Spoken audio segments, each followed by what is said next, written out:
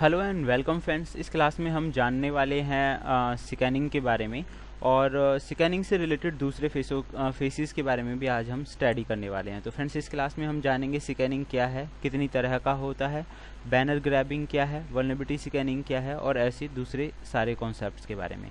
तो फ्रेंड्स, इससे पहले मैं आपको बताना चाहूँगा, ये जो आईडीज़ की रेंज लिखी हुई है, ये जो आईपी नंबर्स की रेंज लिखी हुई है, इन आईपीज़ पे आपको बिल्कुल ट्राई नहीं करना है। हालांकि एक लिस्ट और मैंने पहले आपको बताई थी, ये आप देख सकते हैं कि अलग अलग सीक्रेट एजेंसीज़ या गवर्नमेंट वेबसाइट से रिलेटेड आईपीज़ हैं, तो इन्हें बिल्कुल भी स्कैन नहीं करना है, क्योंकि वीडियो स्टार्ट होने से पहले एक बार और बताना ज़रूरी था। अब हम बात करते हैं स्कैनिंग क्या है। फ्रेंड्स, स्कैनिंग हैकर्स के द्वारा लिया गया सेकंड स्टेप्स है, जिसमें हम पता लगाते हैं टारगेट से रिलेटेड कुछ और डीप इन्फॉर्मेशन के बारे में। फुटप्रिंटिंग में हमने पता लगाया टारगेट कौन है, उसका फ़ोन नंबर, ईमेल आईडी और वेबसाइट्स वगैरह, इस तरह की जानकारी। एंड इस स्टेप में हम पता लगाएंगे कि जो हमें टारगेट के बारे में तो पता चल ही चुका होगा। सेकेंडली हम ये देखेंगे कि टारगेट जिस भी चीज़ का इस्तेमाल कर रहा है वो क्या चीज़ है, यानी कि जो अगर वो वेबसाइट यूज़ करता है तो वेबसाइट किस तरह की है, कौन सा सर्वर यूज़ किया गया है, वेबसाइट वर्किंग में है या नहीं है, उसका आईपी एड्रेस क्या है, उसके सिस्टम का आर्किटेक्चर क्या है, उस मतलब कोई भी जो टारगेट है हमारा, उस पर कौन कौन सी जो सर्विसेज हैं वो रनिंग में है। तो इस तरह की जो इन्फॉर्मेशंस हैं उनके बारे में हम जानेंगे इस वाले स्टेप्स के अंदर। सेकेंडली, अब हम बात अगर करें टाइप ऑफ स्कैनिंग के बारे में, यानी कि स्कैनिंग कितनी तरह का होता है, तो फ्रेंड्स, स्कैनिंग 3 तरह का होता है: पोर्ट स्कैनिंग, नेटवर्क स्कैनिंग और वल्नरेबिलिटी स्कैनिंग। पोर्ट स्कैनिंग में हम पता करते हैं पोर्ट्स के बारे में। फ्रेंड्स, पोर्ट्स एक ऐसा माध्यम होती है जिसके जरिए कोई भी इंफॉर्मेशन, सर्विस एक जगह से दूसरी जगह आता या जाता है, किसी भी डिवाइस में, कंप्यूटर्स या लैपटॉप्स, कोई भी चीज़ें हों। Then second is the network scanning. Network scanning में हम आईपी एड्रेसेस और इनसे रिलेटेड इन्फॉर्मेशन के बारे में जानते हैं। थर्ड वन होता है वल्नरेबिलिटी स्कैनिंग। अब हम यहाँ जानते हैं किसी भी सिस्टम के अंदर कौन कौन सी कमियां हैं, किसी भी नेटवर्क में कौन सी कमियां हैं, या जो आईपी एड्रेसेस हम इस्तेमाल कर रहे हैं उनकी जो कमियां हैं वो कौन कौन सी हैं। तो इन 3 तरह से हम स्कैनिंग फेज को अंजाम देंगे। इन सब के अलावा फ्रेंड्स, हम वेबसाइट मॉनिटरिंग और ब्लॉक वेबसाइट्स के बारे में चेक करने के लिए कुछ ऑनलाइन सर्विसेज का भी इस्तेमाल करने वाले हैं, जो कि आप यहाँ पे देख सकते हैं।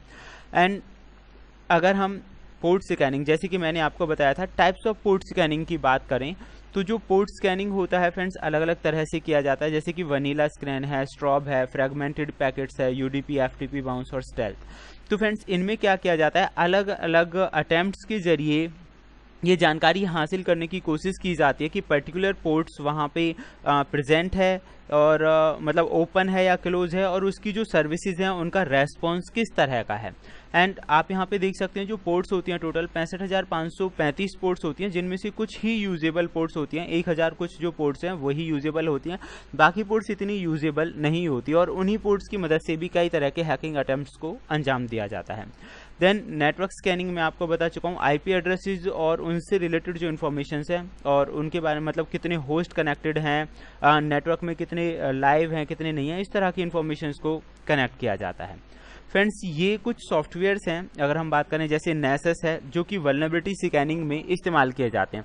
अगर हम बात करें वल्नरेबिलिटी स्कैनिंग या फिर वीकनेस के बारे में पता लगाने के लिए, तो जैसे कि नेसस है, नेक्सपोज है, तो इस तरह के कुछ सॉफ्टवेयर्स हैं जिनका हम इस्तेमाल करेंगे, जो आपको कमियों के बारे में बताएंगे। द नेक्स्ट वन, अगर हम बात करें zero day vulnerability. Friends, zero day vulnerabilities के बारे में एक बार और भी टॉपिक आया, लेकिन फिर मैं आपको बता देता हूँ। जीरो डे वल्नरेबिलिटी होती है किसी भी सिस्टम के अंदर सबसे पहले जो वीकनेसेस हैं पता करने वाला जो दिन होता है, उसे जीरो डे बोला जाता है। कि कोई भी व्यक्ति अगर किसी भी सिस्टम के अंदर, टारगेट के अंदर वीकनेसेस को सबसे पहले पता करता है, that is called zero day. और इसे बग हंटिंग के अंदर भी एक बहुत बड़ा चैप्टर है इसी से related. Next one is banner grabbing.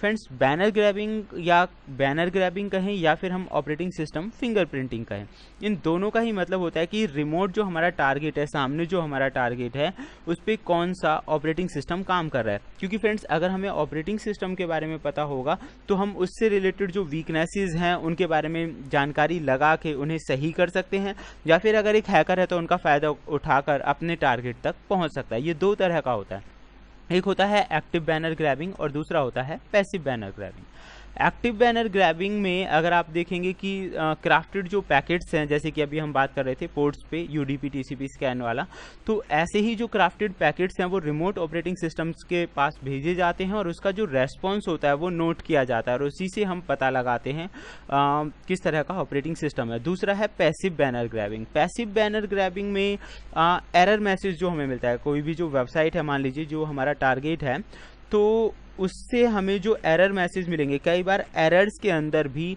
जो टारगेट यूज़ कर रहा है, लाइक सर्वर की डिटेल है या ऑपरेटिंग सिस्टम की डिटेल है, वो हमें मिल जाती है। तो ये दो अलग अलग स्टेप्स हैं जिनके ज़रिए हम बैनर ग्रैबिंग करते हैं। नीचे कुछ वेबसाइट्स हैं जिनके बारे में आप देख सकते हैं और यही टॉपिक्स हैं। तो नेक्स्ट क्लास में हम इनके बारे में प्रैक्टिकली जानने वाले हैं। Thank you friends.